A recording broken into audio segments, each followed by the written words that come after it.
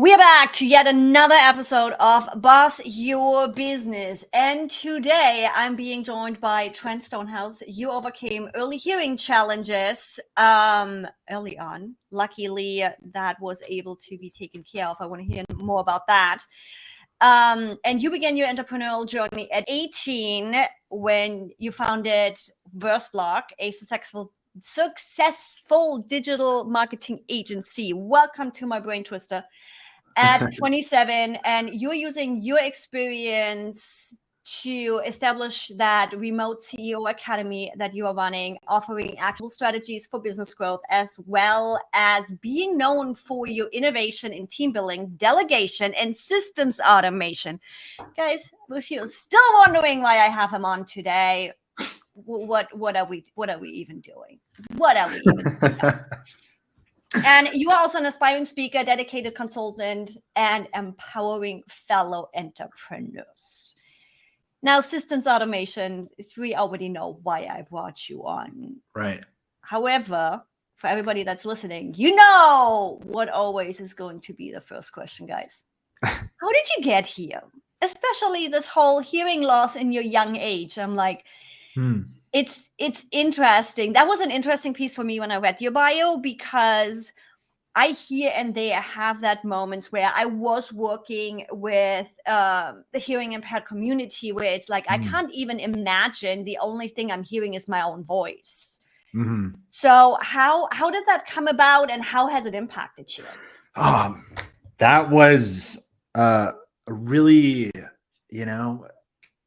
difficult time. My earlier developing years, I was born deaf. I had only 30% of my hearing in my left, and was 100% gone pretty much in my right. And it's funny, my mom had no idea that I was actually deaf. And so she thought I was just doing baby talk until I was like 5 years old. And she thought it's just the cutest thing ever. And the doctor pulls her in. Like, I was in the doctor, like 5 years old. He's like, I'm seriously concerned about Trent. I can't understand him. I think he's got a hearing problem. I think he might be deaf. And so we go in. Sure enough, that's what happened. I guess my earlobes and stuff didn't develop properly. I had to get tubes in my ear.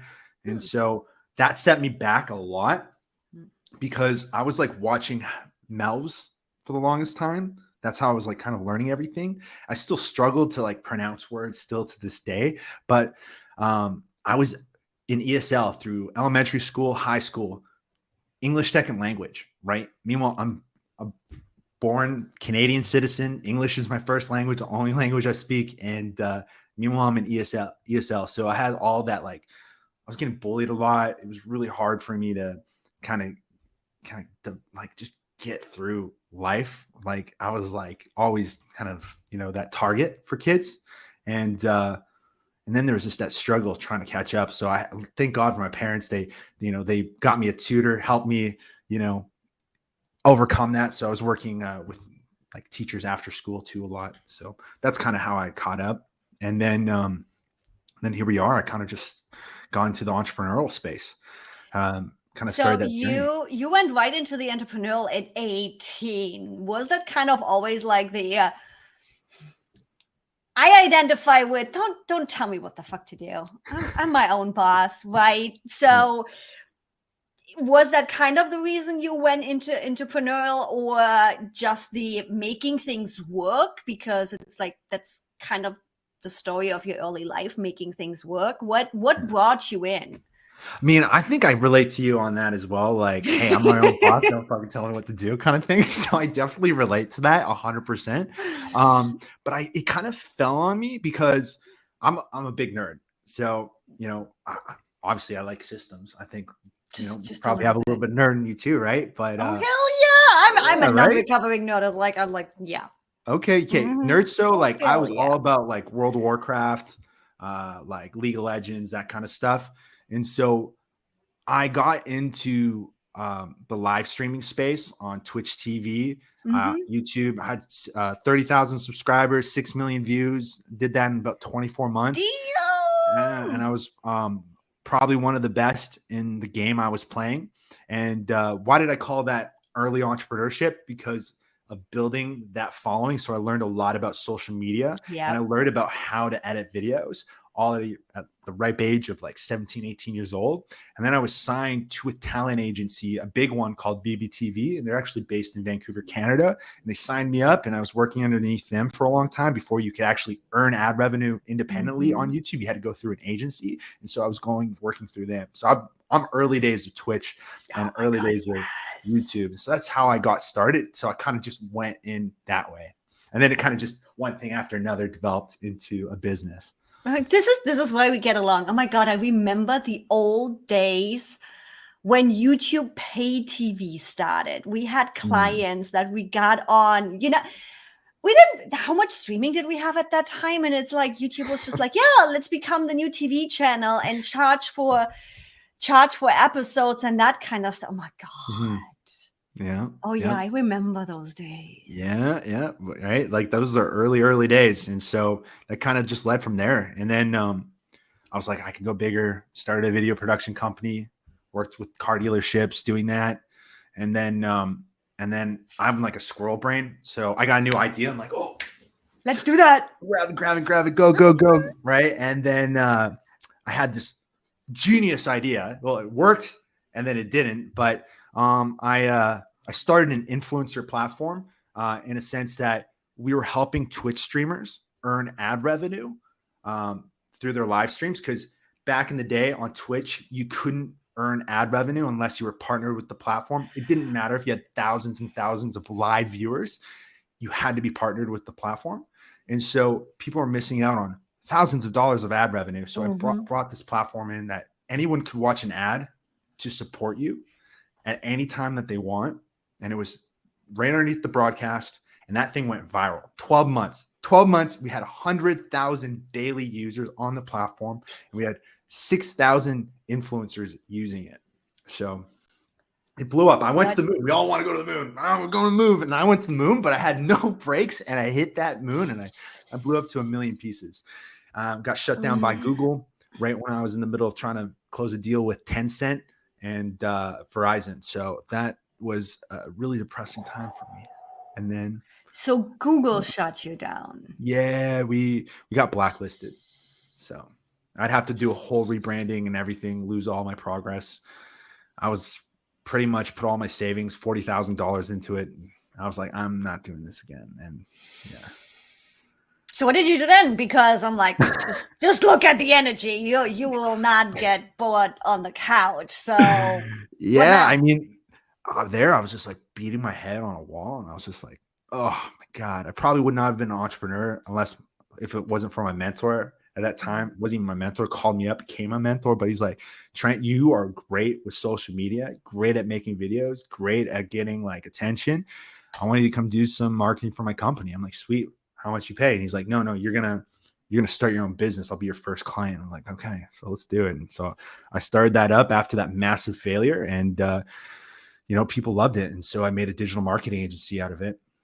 And last year we helped our clients generate over $50 million, and it's a 7-figure agency. I probably spend 1 to 5 hours a week on it maybe now.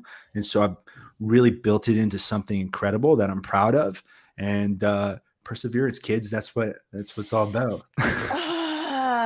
Yeah, the only reason why people make it is because they stick with it. Yeah. Having said that, I want to dive a little bit deeper into this agency. So I'm assuming you started out boots on the ground, you're doing the thing. Oh, I was broke as shit. I was like, I just went through a $40,000 failure. So. I love it. Guys, did you just hear that? Because we always just see the good things. We always just see the travel at the end of the horizon when things are taking off and things are great. No, we all hit walls. We all hit moments where it's like shit is just hitting the fan. And this is the reason why the podcast is always marked explicit.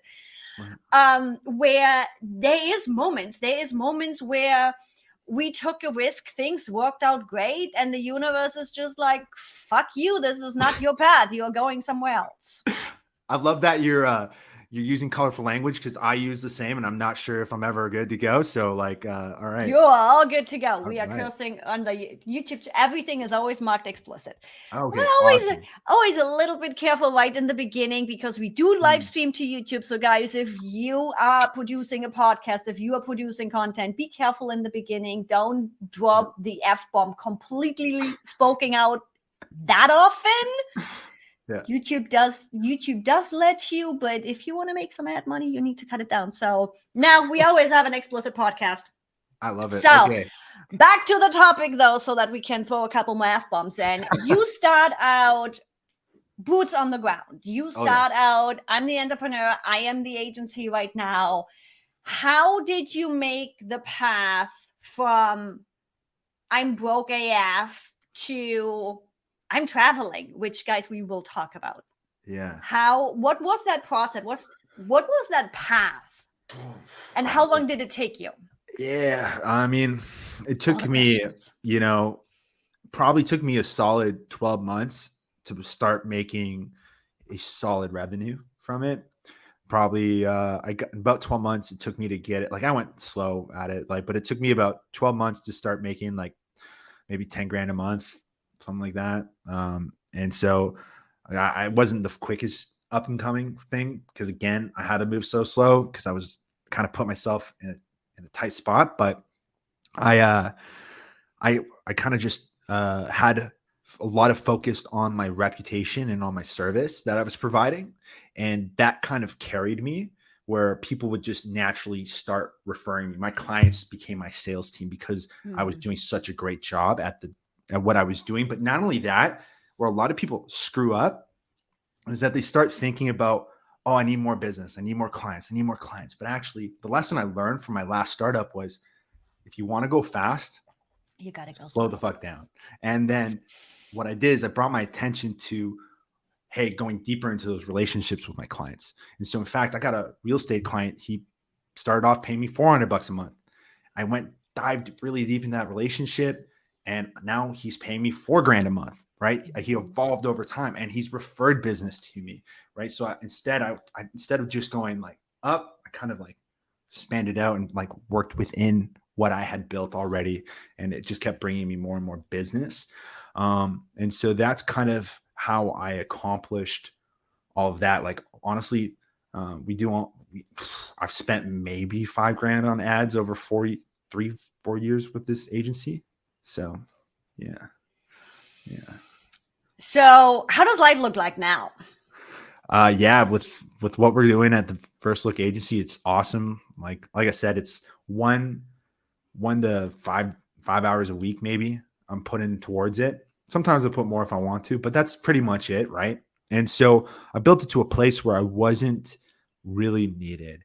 And that's just all about leverage. Business is just leverage, right? At the end of the day too. And so you can get leverage through systems or you get leverage through building a team, right? Hiring people, other people's time. And yeah, I just built an extraordinary team and they execute on what we have to do. What do you do nowadays in your business?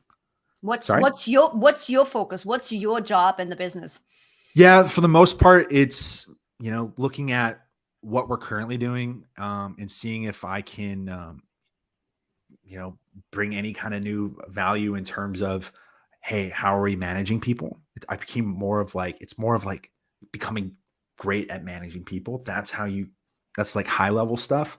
And then I brought on a business partner who kind of manages the relationships and networking and sales kind of aspect of things now. But that's my role for the most part. And you can see like not really a lot needed. I have a general manager, 2 project managers, and then underneath them are 2 different teams. And so, yeah, a lot of it's just kind of like looking at things. For example, I just built a new system where it's it's like a star chart for all of our employees. So we can identify who's performing, who's got a potential to be a star, and who is underperforming. If you are not a rising star or a star in our company, you are considered underperforming. And so we built a whole system that shows you our company pillars, our values, basically what I value. And I laid those all out. We built it on Airtable, great platform. If you're not familiar with it, anyone listening, definitely get on Airtable, check it out. And what happens is we kind of gamified it. Everyone's got little card views, and it shows you in front of everyone who's a star, who's a rising star, and who needs to step it up or get off the bus. And so that's something I just recently developed, but like, that's it. Like kind of just looking at how can we refine things. Yeah. So that's what I'm doing now. Now I'm curious. Do you also have a structure internally to support the team members that are not a rising star, where it's like, okay, what is the issue? Why are you there? What can we do? What can we not do? Do you have something for that too? Yeah, absolutely. So like what I love about an employee star chart, and I really encourage everyone to do it, have some sort of thing like that visually your team can see, is because it implements a psychological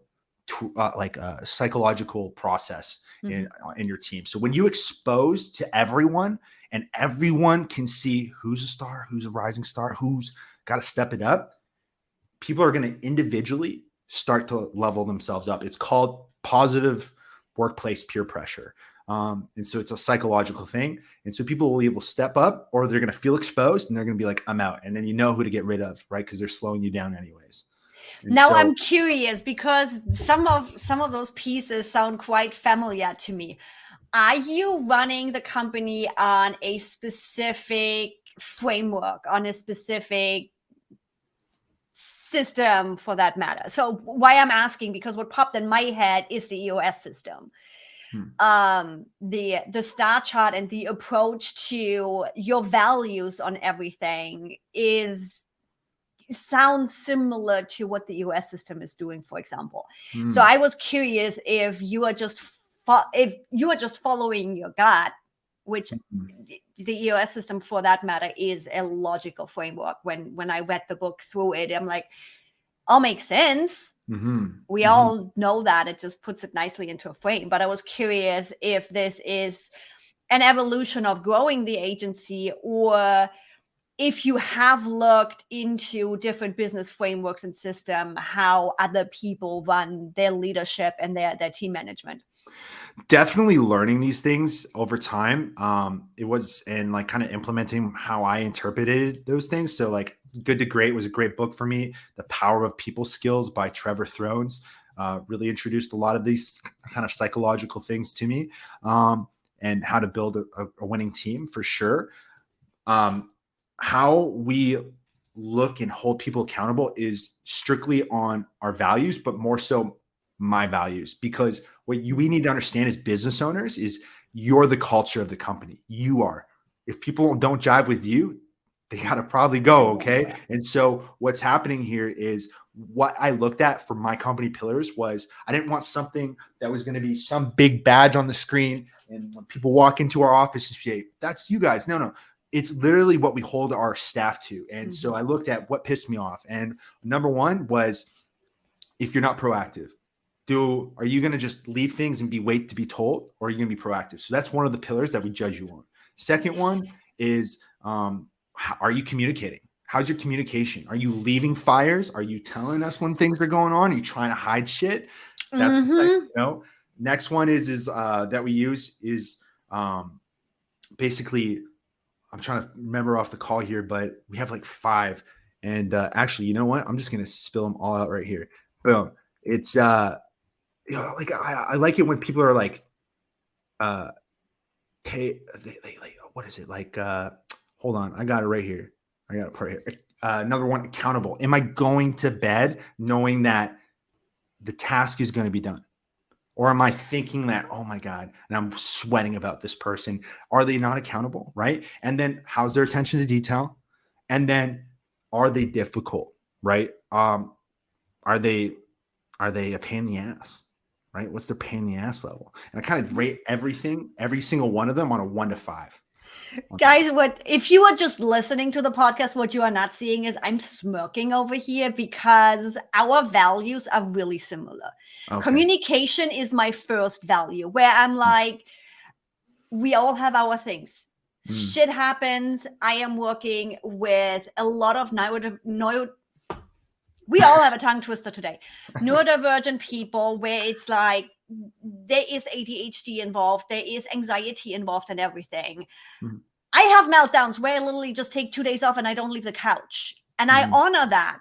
But it takes 5 seconds to send me a message and let the team know that you're going to be out for 2 days so that we can pick up the slack. If that communication doesn't happen, we got a problem.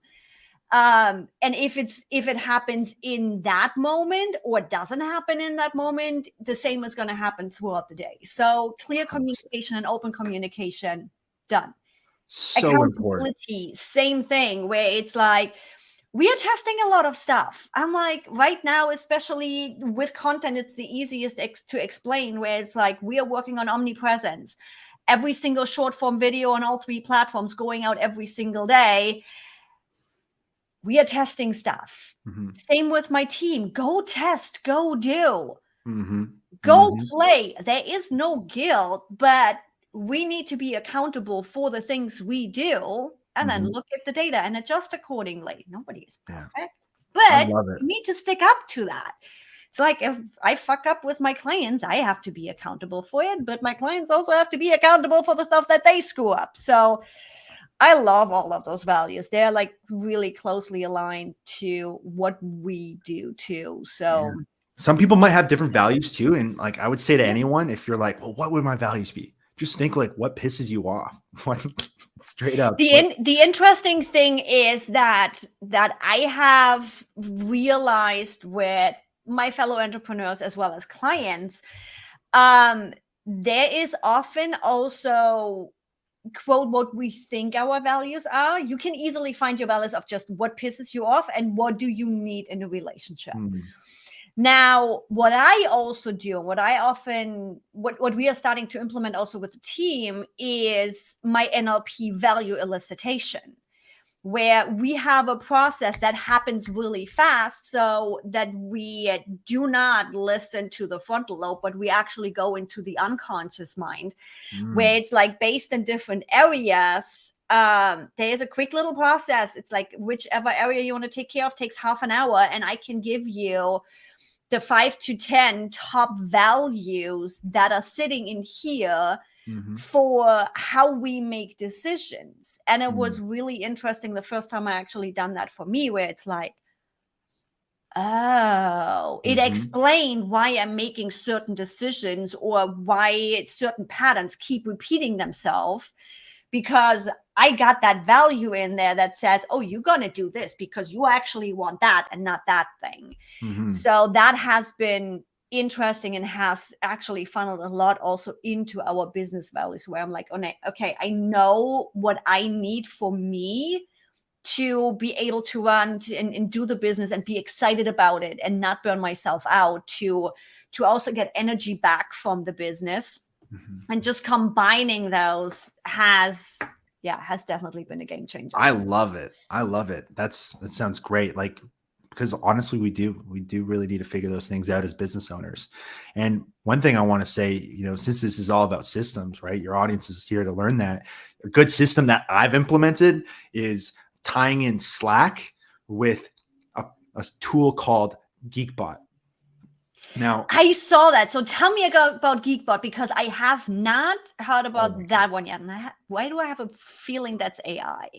Okay, so Geekbot is not AI, but it is a phenomenal tool for you to pull out information from your staff. It can become your end of day and end of week reports from your staff. So what happens is, what we've done, we set up a bunch of different Slack channels, but there's a Slack channel that just says end of day reports and end of week.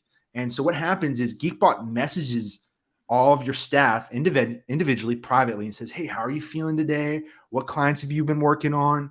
Why you've been working on these things? What's important about them? What are some challenges you might be facing? Anything going on personally in your life that might be getting in your way? We ask those questions, and at the end of each day, they get hit with it. They fill it out, and it goes into that Slack room, and we're able to see what someone's worked on every day. We're able to know if they're wanting a raise, all these kind of things. And so that way we can keep retention. We can know when someone's kind of fallen off a little bit, and so we can help them out and pick them up. And so it's a great tool to use to kind of collect and communicate with your staff without you having to go directly to them. It saves you that meeting, all of that kind of stuff. So it's a great tool, and you can use it for so much more too. I can talk about how we use it for meetings and all of that, but yeah. I will be definitely digging into Geekbot, but I know you guys are also using a whole bunch of other tools. So what are some of those tools and processes that allow you to run your agency now? Oh yeah. Well, there's nothing I couldn't do. Like, okay, our holy trinity is definitely Asana, Slack, and Airtable. That's our holy trinity. Guys, you did not hear the Asana word. You did not. No, I'm just joking. No, you don't like Asana? You like Monday or? No, it's like my YouTube channel is all ClickUp based. No, it's fine. Asana was actually the reason why I discovered ClickUp back in the day. I got so mad with them. However, did they finally release the multi-assignee feature, or can you still just assign? Yeah. You can add collaborators, but there's still like a main assignee. Really? Yeah, Asana. you know, you got to really Asana. Yeah. We'll not start the Asana ClickUp discussion. No, we always have fun with that. We always have fun with that. My audience knows the best tool is the one you actually use, but I couldn't miss up on the chance of. Okay, give me some credit here, because listen to this. Before using Asana, I was using Google Keep. All right, that was like early days. That's embarrassing. That's embarrassing. And then I leveled up. I'm like, oh, Asana seems cool, and I just stuck with it. Now we just got to move you over to ClickUp. That's all it is. We just need to move you over to ClickUp. There we go. Problem solved. Like you built everything onto Asana, like everything, every kind of part of our department's on there, and it integrates with Slack. And for example, when our sales team, when there's a client that's about to renew, it alerts us. Asana alerts us in our Slack channel to our sales team. If someone's churned or we lost a client, it alerts us in that specific channel. If there's a new client onboarded, we get alerted in that specific channel, all into Asana, right? And so we're just like boom, boom, picking up everything we need. That's what it comes down to, is like the best tool to use is the one you actually use. However, guys, if you are listening and you are a ClickUp user, that's possible on ClickUp too. Boom. I'll stop talking about Asana. I'll stop talking. No, you are totally fine. It's just, I love that banter between tools. Again, in the end, seriously, as much as I love ClickUp, I will never force somebody to come to the dark side, because again, it doesn't matter. What's the best camera you're going to use? Your damn iPhone, because you have it with you all the time. What's the best microphone you're going to use? The one you actually got to plug in. Right. It's always the best tool to use is the best tool for you is the one you actually use. That's what it comes down to. Absolutely. So you were saying, now that I got to play around a little bit, you guys are using Asana, Airtable, and Slack. Are there a couple other ones, or is that pretty much what keeps the business running? Yeah, I mean, we use things like Active Campaign for like all of our emails, marketing, all that kind of stuff. Yeah, Active Campaign, you can't go wrong with it. The data and the flows and everything, it just integrates so seamlessly. I left Active Campaign for a little while there for a lifetime deal, and I'm back. Yeah. I'm back. Welcome the back. Deep data integration and everything, it's just. Yeah. You know what a tool that we use that not a lot of people know about? Well, maybe they do know about it, and I'm just like thinking I've got the secret sauce over here, but it's called Cyphe. Cyphe, and that's by Traject, the company. Do you know Cyphe? It's the dashboard. Yeah, okay, so you know it. Like I'm like thinking I'm sitting on some secret sauce here. No, it is not as well known as it should be. I just happen to dig into dashboards, and I love data. Yeah, it's like. On my 100%. Personal stuff, I follow my gut. But when it comes down to business, the only thing that makes for a serious decision and a clear decision is data. It's numbers. 100%. You cannot be a business owner and doing I feel or I think. It's got to be like data-driven decisions. You got to have systems for pretty much everything. If you don't, what the hell are you doing? Like, And you can't scale. Yes. There is, and no matter if you want to keep your business or if you want to sell your business, you're going to work yourself off and crazy and burn yourself out if you don't have systems behind it, because you're going to be sitting here and what do I need to do next? And you can't offhand. You're suddenly going to spend 3 times the amount of time hiring somebody and getting them into the system, because you got to teach them. Then they try to do and remember, and then you got to fix it again because you don't have it written down. Yeah, we are. Guys, you're speaking my language. Like, I saw your YouTube channel. I'm like, yeah, I got to connect, because like, you're speaking my language here. Because number one, like, like it's not difficult setting these things up or learning it. It might, like, whenever we see systems, or a lot of people see some kind of, I got to set up this tool and I'm not tech savvy. A lot of today, you don't have to be that tech savvy, and just sit down and do the work if you plan on doing this long run. Like, like. You know what the interesting thing is? And guys, simply because we are on the topic, it's the thing that I literally regularly 95% of the time run into when it comes to ClickUp. ClickUp is really versatile. There's a whole bunch of stuff that you manually have to set up, rather than something like Asana, where the structure is more rigid than what it is in ClickUp. It's a blessing and a curse. But believe me, when clients come to me and they are like, oh my God, ClickUp is so crazy, I already know exactly what's happening. They don't have their system down. And where I'm going with this, guys, is you don't have to know all the technology. You don't have to do all the things.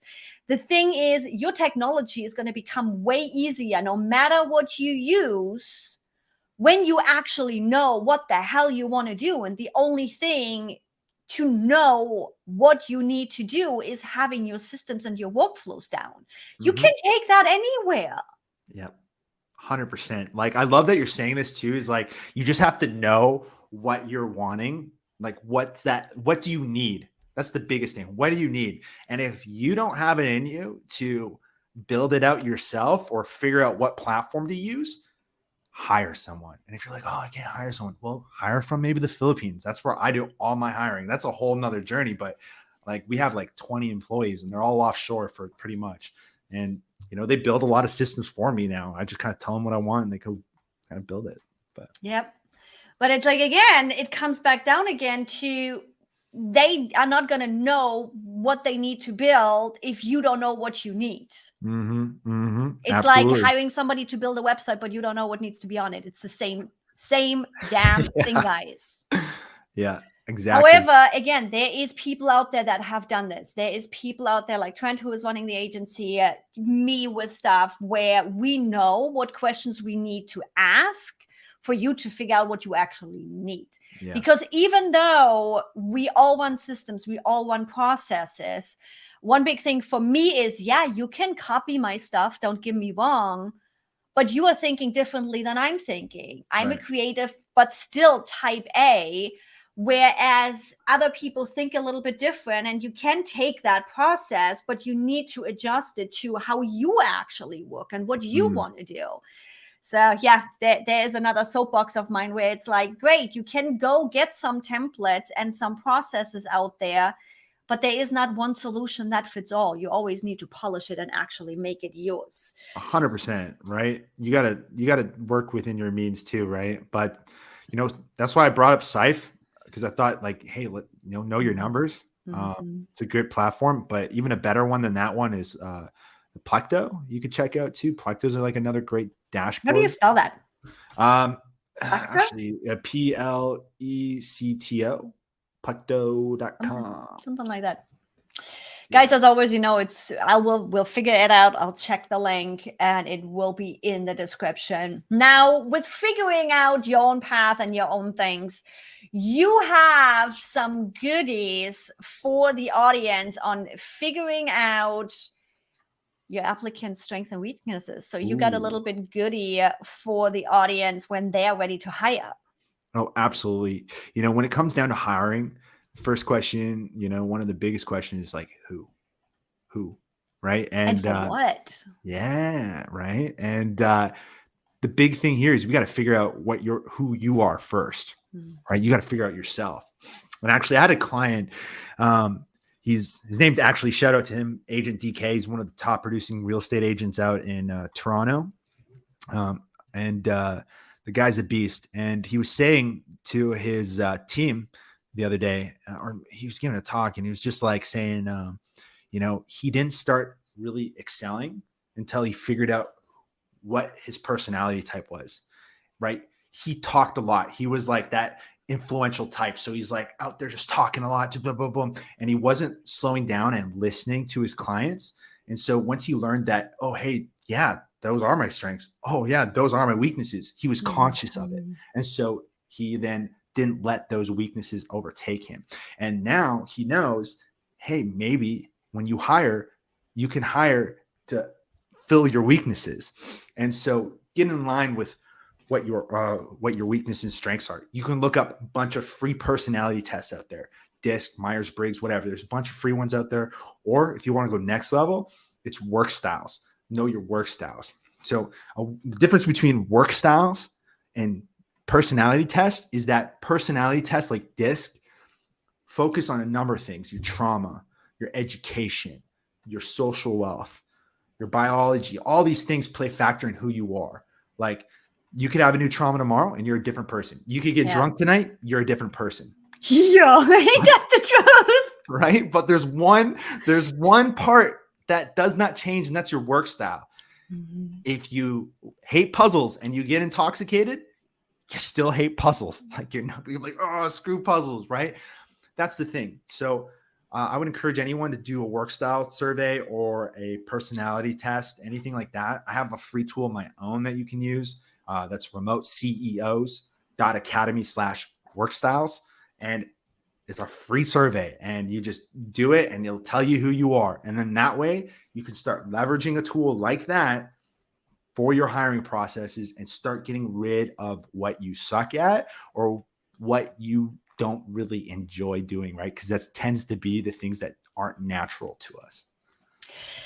And guys, seriously, that changes a lot. I've been digging into a lot of personality types and really getting kind of like that permission slip per se for I'm best reactive. Put me on a stage, put me in front of people, bring on the issues. I will solve them all. That's me. However, when you are community building, you need to be proactive. You need to get people to actually ask those questions. Guess what? I just hired for that and we are working on that. Nice. So bringing somebody on that has that trait of bringing people in to engage them, to ask the questions. I think all of us that are educational and more reactive have that trouble of, why don't you just freaking comment on my YouTube videos and ask the question? Why aren't you coming into my Facebook group and asking the questions where you know you're going to get some serious answer rather than the drama on a public Facebook group? But that is a whole nother soapbox. We are not going to get into this. Not today, guys. You know, you still Instagram stories for my soapboxes. Trent, where can people find you? Yeah, I mean, they can find me over on my Instagram. That's at Instagram, Trent Stonehouse, my name, Trent, and then Stonehouse, Stone house. Or you can connect with me on YouTube, which is youtube.com/Trent Stonehouse. And then if you'd like to connect and look at my companies, that's just remoteCEOs.academy. And as always, guys, you're going to find all of the links in the show description, wherever you're watching, listening, or reading. Trent, thanks so much for joining me today. This was way too much fun. I might gonna have to have you on for a second episode at some point. Let's go. I'm in it. And guys, I'll see you in the next episode. Bye, everybody. Thank you so much for having me.